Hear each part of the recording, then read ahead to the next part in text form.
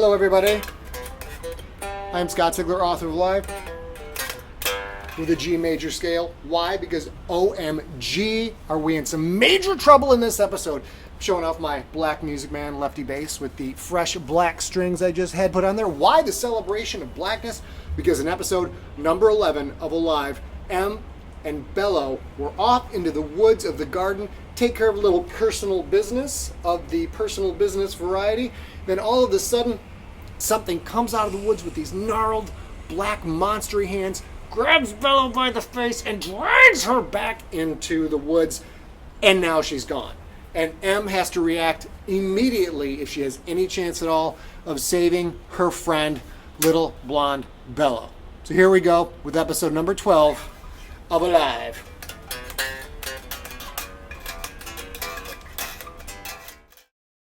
"27. I pull up my underwear and grab my spear. I run toward her, screaming as I go. "Bishop, help!" Broken sticks and sharp twigs drive into my feet, but I ignore the pain. I reach the spot.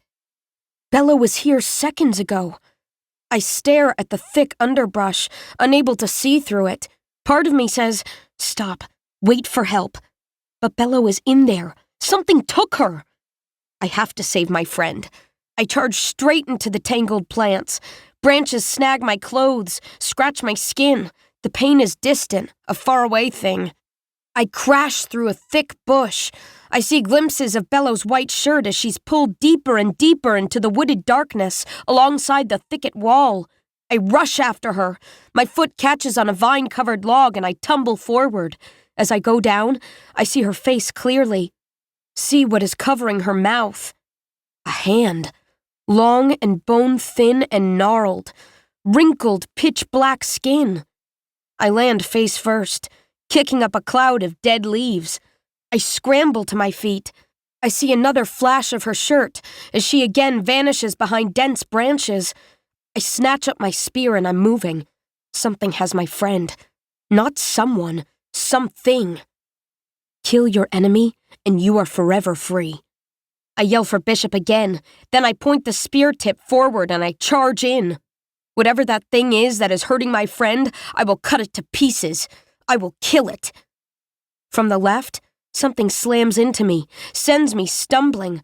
I bounce off a tree trunk and tumble down in a flurry of sticks and dried leaves.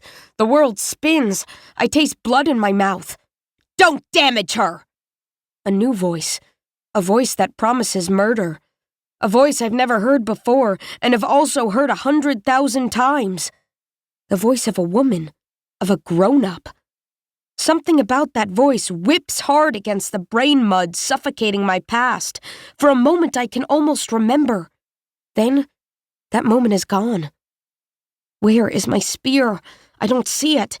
My hands whip across the leafy ground once, twice, but I don't feel it. Weaponless, I jump to my feet. Turn to face this new threat. I see a nightmare. 2 nightmares. A few short steps away. They are people, but not people. Deeply wrinkled, coal-black skin covers spindly arms and legs. They have big red eyes, round and shiny, but no mouth. Leathery flesh folds dangle where a mouth should be. One is almost my height. The other is taller than me, with a jagged dark blue scar zigzagging down its chest. There is something wrong about them. Something that makes me want to turn and run. That makes me want to tear out my own eyes so I don't have to look at them. Jab sticks in my ears so I don't have to hear them. Bello isn't here. More of these things must have dragged her away. The smaller one points at me. "Take her," she says, in that voice I know but do not know. "Quickly! Take her!" The scarred one reaches for me. My hands ball into fists. I am afraid. Yes, so afraid, but also enraged. It has to be them. The ones that put us down here. The ones that murdered those little children. The ones that let Yang and Latu die. It grabs my left wrist and pulls me toward the thicket wall. I stumble, then plant my feet and yank back hard, jerking the monster around suddenly as if it didn't expect me to resist at all. I kick at its shin. Where my foot hits, I feel something break. The monster lets go of my arm, hops on one leg to keep its balance. The other leg is bent in at a funny angle below the knee. "You bitch," it says. A man's voice, growling and hateful. "You always were a bitch, savage." If it has lips, those lips are hidden by the disgusting folds of skin hanging where a mouth should be. It raises a trembling arm. There is something metallic ringing its forearm below the elbow, like a thick bracelet, and jutting from that bracelet is a metal rod that ends behind its bone-thin hand. Spindly fingers clench into a fist. The rod's metal tip is pointed right at my face. On the bracelet, a white jewel begins to glow. The smaller monster grabs the scarred one's wrist, shoves the arm down. "Don't shoot her," she says. "Just take her." Shoot her? That bracelet is a weapon? Something heavy rips through the underbrush to my right, and suddenly Bishop is there, standing between me and the wrinkled monsters. Fresh scratches crisscross his arms and shoulders. A bare-toothed snarl twists his face into a mask that frightens me even more than these disgusting creatures. He's holding my spear. Bishop roars and lunges forward. The blade drives deep into the scarred monster's chest. Everything stops. Bishop's rage face melts away, replaced by that confused look I saw when we first met. He's still holding the spear shaft in both hands. Part of me sees the smaller monster scurrying off, vanishing into the trees, but I can't look away from what Bishop has done. The scarred monster stares at the metal buried dead center in its chest. "No," it says. "No. I gave up everything." Bishop makes a noise that is more a whimper of fear than a battle cry. He realizes what he's done, and it horrifies him. He yanks back, pulling the blade free.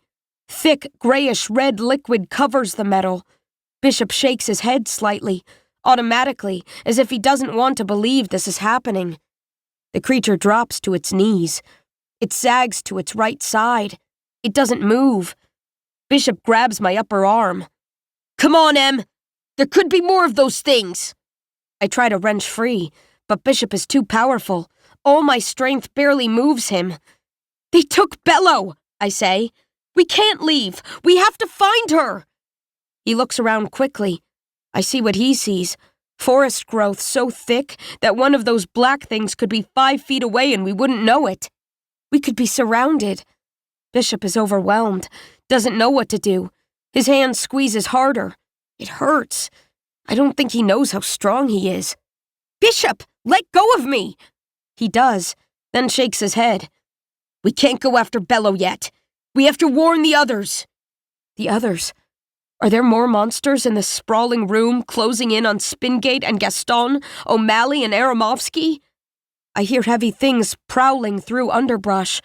More monsters coming to take us away. My chest turns to liquid, and I cannot move. Bishop spins to face the oncoming noise. Blood-slick spear pointed out in front of him. Farrar and Visca erupt from the tangled branches.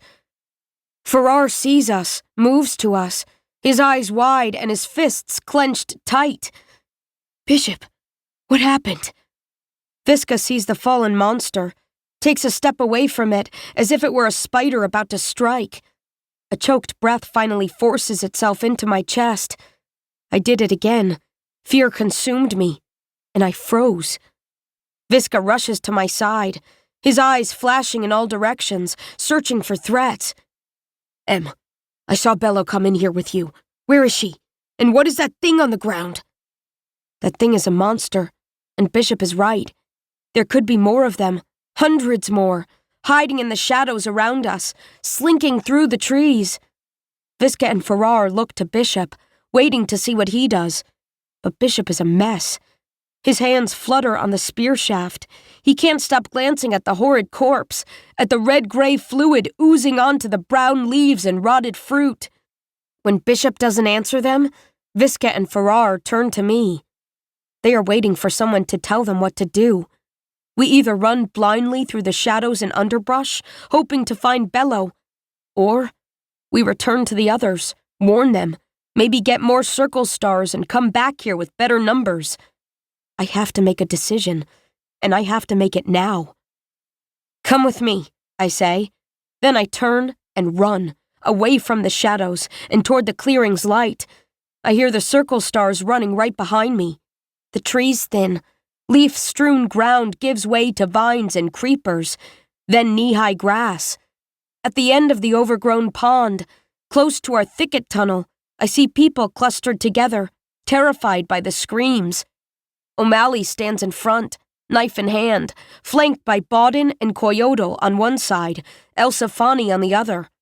O'Malley is clearly afraid, but ready to protect D'Souza, Smith, Beckett, Borgigan, and the others, people who cower behind this line of defenders. I sprint along the pond's grassy edge, reeds whipping by on my left. As I run, I look to the woods lining either side of the garden. So many trees, so many places for the monsters to hide, to sneak in, to grab more of us. I can fight, so can the circle stars, but what about everyone else? What if they can be taken as easily as Bello was? I need fighters by my side, not more victims to rescue. I need to get the weak ones out of here, get them out of the way. After I found Latu's body, I swore I would never leave anyone alone again. When I reach O'Malley and the others, I know I am about to go back on that promise. I already hate myself for it, but I've made my decision. Everyone, to the thicket tunnel, right now! They don't know what's happening, but they move just the same. As we run to the thicket, I call out more orders. Farrar, Elsafani, go through first and make sure nothing is waiting to surprise us in that room. We'll all gather there before we go into the hallway. The 3 circle stars instantly sprint ahead. Farrar throws himself to the ground first and starts in. By the time the rest of us reach the thicket mouth, the twins are already well on their way. Do we have torches? I almost call out and ask Bello, but she's gone. Okereke, how many torches are left? 7, the boy shouts back. That will have to do. Gaston, Spingate, you go in next, I say. You'll be out front in the hallway with me. Spingate shakes her head. 7 torches isn't enough to get us back to the broken door, she says. We'll be stuck in the dark. We're not going back. We're going to the archway you and Gaston found. But we don't know what's there, she says. We told you. We didn't go past the door. Light is there, and that's enough for now. I can't help but give Gaston a look that tells him he did well. His decision to explore might wind up saving lives. He sees the nod, understands it, gives me a firm one in return. Just as his respect is important to me, mine is important to him. He crawls into the thicket tunnel. Spingate follows. I point to the last 4 circle stars in turn. Bishop, Visca, Bauden, Coyote, watch our backs.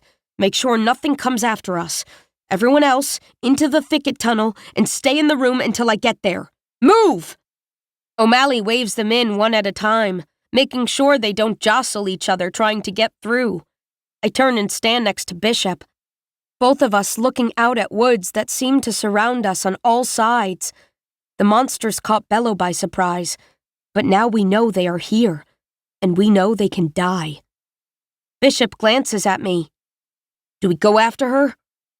I want to, and I also don't. I'm afraid to go back into those woods, which is what we have to do to find her, if she can even be found at all. I could take Bishop, Bauden, and Coyote. We could go back in. But if I do that, I'm leaving the others with fewer people who can fight. We're getting everyone to a safe place first, I say. A room with one way in, where a couple of circle stars can protect them. Then we'll come for Bello. He nods. He doesn't want to go back into the woods either, but I know that he'll do it. O'Malley's hand on my shoulder. Everyone's in. What's going on? What happened to Bello? Do I tell him? Do I tell anyone who doesn't already know? The truth might make them panic. Right now, people are afraid, but they are listening to me. All that matters is getting the weak somewhere we can better protect them. Trust me, O'Malley. I need everyone to move fast and stay together. Help me do that. His blue eyes stare at me, blaze with a desperate need to know, but he pushes that need away. He crawls into the thicket tunnel. Visca, Coyote, you're next, I say. Then Bishop. I'll go last. The words are barely out of my mouth before Bishop grabs my shoulders, turns me, and gently shoves me to the tunnel mouth. Go now, Em. We'll be right behind you. He'll be the last one in. He's not going to discuss it. I crawl into the thicket tunnel. I force myself not to rush, not to come out with new scratches. If I want everyone else to stay calm, I need to be calm myself. The small room is lit by 7 burning torches. I should have given orders not to light them until we were in the hallway. We've lost precious minutes, and I hope we're at Gaston's archway before that matters. People are packed in tight. The air smells of burned cloth. I wait for the last of our circle stars to join us, then send Farrar and Visca through the hole in the door and into the hallway, again to make sure the coast is clear. It is. One at a time, we crawl through the hole. Gaston and Spingate are up front with me. Even if it's a straight shot, I want them at my side because they've been this way before. I look back for Bishop, but can't see him through the flames and the frightened faces. He will bring up the rear, protect us if the monsters try to chase us down. Each second we wait is a second of torchlight wasted. Everyone, stay together! I shout, loud enough to be heard even back at the end of the group. We're going to move fast, so don't lose track of the person in front of you. Elsifani, lead the way. The twins jog ahead a few steps. They are ready to take on any danger. All right, I say. Let's move! We run uphill. Doubts grab at me almost immediately. What if the monsters aren't only in the garden? What if they're in this hallway as well? What if they are hiding in the rooms we might pass, waiting to grab us? Our torches dent the darkness. They don't chase it away. We might not see the monsters coming. I should tell my people what I saw, so they can be on guard. I should, but still I do not. If I tell them what happened to Bello, will they panic at every flickering shadow? If I stop to explain, will we have enough light to make it to Gaston's archway? So many decisions to make, coming so fast, and there are no easy answers. The hallway rushes by. Carvings move like real life as torch shadows dance across them. I see archway doors in the walls, some open, some closed, but we don't have time to look inside. I keep us moving forward and hope for the best. The fear I felt in the woods creeps back into my chest. Am I running to keep everyone safe, or because I am terrified of those creatures, because my wrist still feels cold where the scarred one grabbed me? I try to push those thoughts away. I made my decision, and I will see it through. The hall reeks of fear. We are animals fleeing for our lives. No different than the wounded pig. I don't have to tell people to keep up, because they are all sprinting as fast as they can. Our collective footsteps thunder through the hall. We are a herd of panicked animals, fleeing a deadly predator. Before long, the hectic pace starts to take its toll. My body begs me to rest, to breathe. The monsters could be right behind me. Coal-black wrinkles and red eyes and no mouths, ready to grab me and drag me into the darkness. Elsifani stops. Gaston's archway door. The stone halves are 2 giant fists, smashed together to block our way. Our torches are all starting to flutter. We made it just in time. Spingate slides the scepter out of her makeshift holster and goes to work. I cup a hand to my mouth and shout to the rear of the group. Bishop! See anything? Nothing! He calls back through the flames and frightened faces. I think we're all right. The stone door grinds open. Beyond it, a white hallway with a glowing ceiling. I lean in near Spingate. Close it after everyone is through, then come back up front with me. I turn to face the others. So much fear. In that moment, I finally understand why I am the leader. I know why these people voted for me. We have had all we can take, yet we keep fighting. Everything could crumble to bits at any second, but that won't happen because I refuse to let it happen. These people, they are my people, and I will help them survive. If you're scared, if you're tired, look to me. We will not stop. I will lead you to safety. Follow me a little farther. Let's move. A new mood sweeps over them. I see faces harden. I see them prepare themselves to do what must be done. Someone has to be the example. And right now, that someone is me. Elsefani darts out ahead. I run, my feet kicking up fresh dust. Our people follow. We need a room that is easily guarded. I'm tired, but I can't show it. Keep going. Legs, keep going. Get these people somewhere safe. Rest for a bit. Then go back for Bello. She is alone and the monsters have her. A little bit more. A little bit. My muscles scream. My lungs burn. I can't keep this up. I'm ready to collapse when Spingate and Gaston catch up to me. She points ahead. I see it. Archway doors on both the left and the right. Some are open. We'll be able to defend those. We've done it. As we close in, Elsefani stops. I catch up to them, breathing so hard my mouth hangs open. The boy points to the ground. Footprints in the dust, Em. And dead people. Lots of them. I see piles of dusty bones. The grown-ups' war happened here, too. Just as it did where we first woke up. I see the footprints. Are those from the wrinkled monsters? Or are there more kids like us down here somewhere? I stop and put my hand against the wall to keep from collapsing. I can't move another step. O'Malley, I say between gasps. Count us. Are we all here? He's barely even breathing hard. How can he run so fast and so far, yet not be exhausted? He stands tall, looks back, his finger bobbing in time to the numbers in his head. Bishop comes up from the rear, gently pushing past everyone so he can stand next to me. His bloody bare-skinned chest heaves. He's still holding the spear. Even as tired and afraid as I am, I look at it. He looks at it too. A little longingly, perhaps. Then he offers it to me. With a shaking hand, I take it. The blade remains covered in red-gray smears. Bishop nods. I am still the leader. At least for now. People are worn out. Some are sniffling, a few are crying. They are terrified and they don't even know the whole of it yet. O'Malley finishes his count. 22, he says. Everyone except for Bello. Em, what happened to her? I start to talk, but my throat stings too much to speak. I draw in a couple of breaths, try to steady myself. They took her, I say. Who took her? I look at the group. Aramovsky is close by, breathing as hard as I am. He looks at me with that arrogant face of his. I'm convinced he knows what I am about to say before I say it. Maybe he deserves to be arrogant, because he was right. Monsters, I say.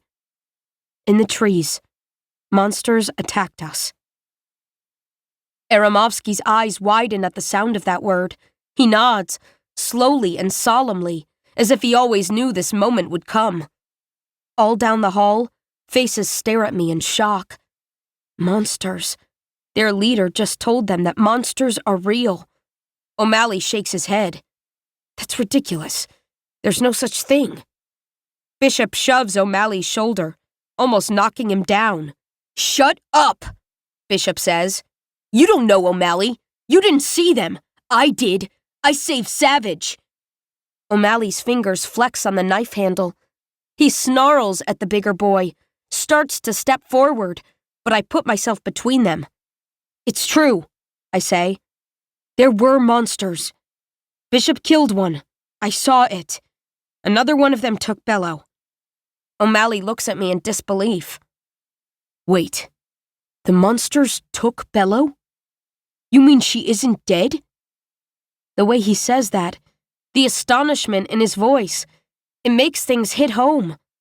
I left Bello. Alone. I abandoned her.